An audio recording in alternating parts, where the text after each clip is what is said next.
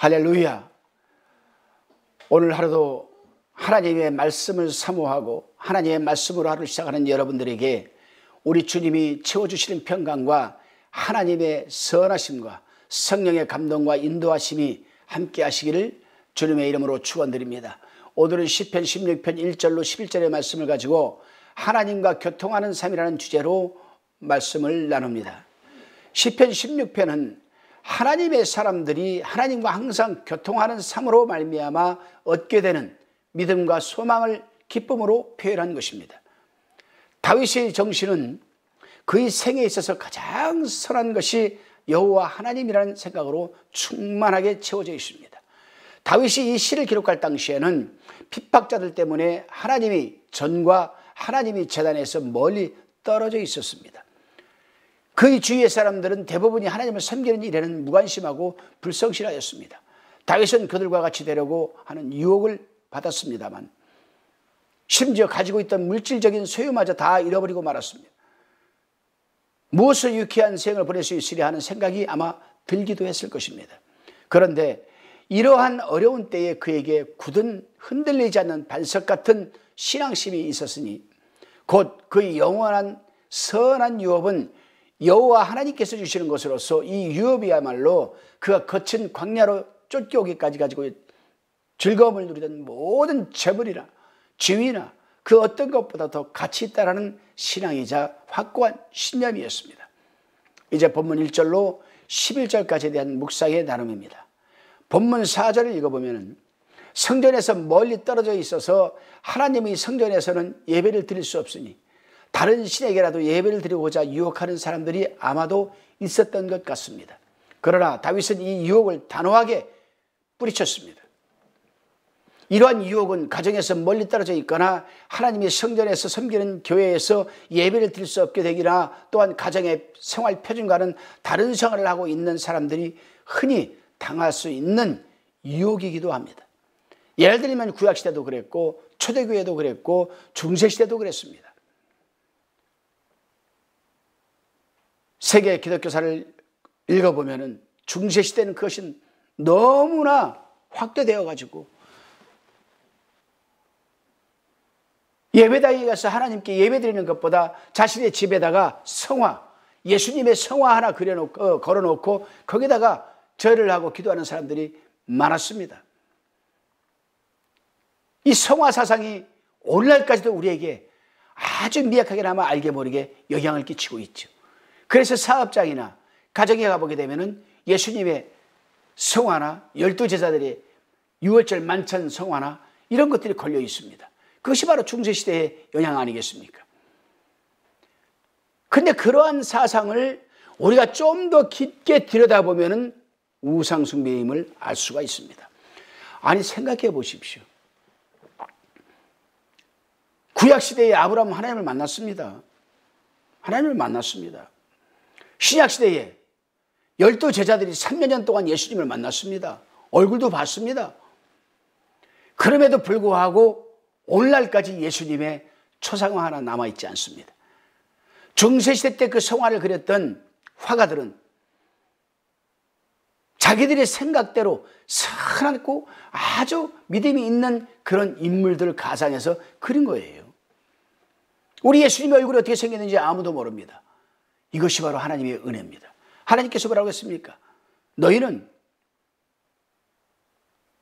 하늘에 나는 공중의 새나 바다에 보는 그 어떤 것도 섬기지 마라. 하나님은 영적인 분이시기 때문에 보이지 않지요. 아마 오늘날 우리 같았으면 수억 장, 수천억 장을 아마 사진을 찍어 놓던가 그려서 남겨놨을 겁니다. 너희는 나 이외에는 다른 신을 섬기지 말라. 우상 숭배하지 말라고 했습니다. 그 중세시대 때 그 성화 사상, 성화를 걸어놓고 거기에 기도하고 거기에 절을 한 사람들 다 우상 숭배를 할 수가 있는 겁니다. 그 예수님입니까? 아니잖아요. 그러한 유혹에 의해서 생겨난 것이 바로 중세시대의 성상 숭배, 성화 숭배 아니겠습니까? 오늘날도 예배와 말씀과 기도하는 일에는 게으르고 십자가 목걸이를 목에 걸고 다니면 하나님이 지켜주실 것이라는 생각, 집안이나 차에 십자가 또는 성화를 걸어두면 하나님이 지켜주실, 복을 주실 거라는 생각을 갖고 살아가는 사람들이 바로 그런 유혹에 붙들려 있는 사람일 수가 있다 이 말입니다. 그렇습니다, 여러분. 다 이뿐 아니라 오늘날 우리 하나님을 섬기는 하나님의 사람들도 이런 유혹을 받을 만한 환경에 처해 있으면서도 단호하게 그런 유혹을 뿌리치고 끝까지 하나님을 예배한 일에 충성을 다해야 합니다. 남편이 오래간만에 차를 한 대 탁 뽑았습니다. 제네시스 G8 SUV를 딱 뽑았습니다. 그랬더니 아내가 1시에 차가 나온다고 그러니까 11시에 기독교 서점에 가서 십자가를, 문짝 많은 십자가를 사다가 갖고 와가지고 남편 차 그 백미러에다 탁 걸어놨습니다. 여보, 우리 주님이 당신 차를 지켜주실 거야. 우상숭배입니다. 우상숭배. 그렇죠. 차에 아내하고 앉아서 손잡고, 뭐 손 안 잡아도 돼요. 그냥 기도해도 됩니다. 하나님께서 주신 이 차 정말 감사합니다. 하나님을 섬기는 일에 먼저 쓰임받게 도와주옵소서. 그리고 오가는 길에 하나님 모든 사고를 당하지 않도록 도와주옵소서. 이 기도 한마디면 되는데 그 십자가, 대문짝 많은 십자가 그 백면에 걸어놓는다고 하나님 지켜주십니까? 오늘 여러분 이 말씀을 들으시고 나가셔서 한번 차에 십자가 걸려있나 안 걸려있나 한번 살펴보시기를 바랍니다. 그런 차원에서 우리는 요셉을 생각해 볼 수가 있습니다. 그는 한순간에 형제들에 의해서 종의 신분으로 애굽으로 팔려가서 살았습니다. 여러 가지 부당하고 불공평한 대우를 받을 때에 하나님께서 자신을 잊고 계시지 않는가 하는 생각이 들 때가 있었을 겁니다. 당연히. 그래서 요셉은 힘들 때마다 적당하게 애굽 사람들의 풍속대로 살아도 무방했을 것입니다. 그가 무슨 짓을 하여도 고향에 있는 부모 형제가 알리가 만무해했기 때문입니다. 종의 신분이기에 주인이 하라는 대로 해도 별로 잘못이라 생각하지 않을 수도 있었을 것입니다. 그러나 요셉은 분명하게 신앙 고백을 합니다. 내가 어찌 이 큰 악을 행하여 하나님께 득죄하리이까? 창세기 39장 9절에 기록되어 있습니다.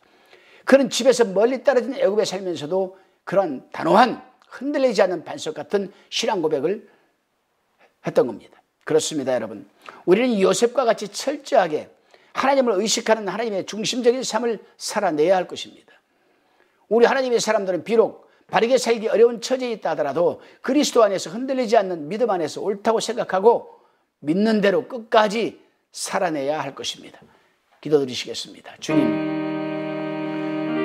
우리가 세상을 살아가면서 얼마나 많은 유혹과 시험들이 알게 모르게 때로는 은밀하게 다가오는지 모릅니다. 그래야 예배드리기를 포기하고 말씀 읽기와 기도하는 것을 게을리하게 되면서 세상과 점점 가까워지게 하는 동시에 하나님과는 점점 멀어지게 하는지 모릅니다. 요셉처럼 다니엘처럼 세례 요한처럼 바울처럼 오직 하나님 중심, 말씀 중심, 기도 중심, 예배 중심으로 하나님을 의식하며 충직하게 삶을 살아내게 도와주옵소서.